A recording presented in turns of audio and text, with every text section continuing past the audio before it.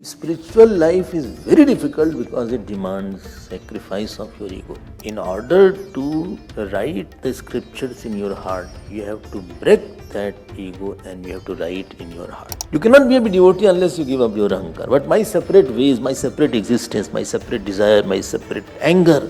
On issue what you are angry, nobody else is angry.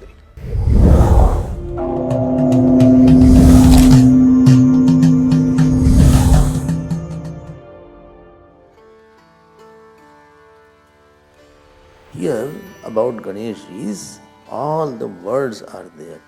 So the Bij Akshar Mantra Gam, what is the form of that Ganesh? Ekdantam. So with one tusk he wrote Mahabharata. In the pen you must have seen, he broke it to write that.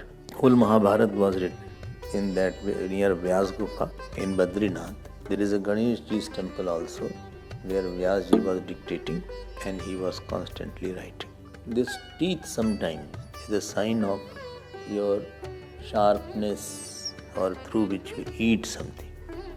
In order to write the scriptures in your heart, you have to break that ego and you have to write in your heart. Spiritual life is very difficult because it demands sacrifice of your ego. Reading, writing, talking, these are all child's play. Even doing jap, puja, meditation, all are child's play. Anybody can do it. So reading, writing, doing jap, all these doesn't attack your ego. You can be egoistic and highly meditative. You can keep on meditating. On what meditate, I don't know. You can be a pujari, highly ahankari person. You can by heart the whole scriptures, highly ahankari. Ahankar has no opposition with by hearting and speaking and talking and Ahankar is a self of separate existence and separate sorrow, separate opinion. Non-dissolving personality with the God is Ahankar. Non-dissolving personality with the Guru is Ahankar. Non-dissolving personality with the infinite self is Ahankar. Knowledge is difficult when you abide in the knowledge because you have to give your Ahankar there. Devotion is difficult. Moment you go to the heart level things, it is all difficult. Superficial level all easy.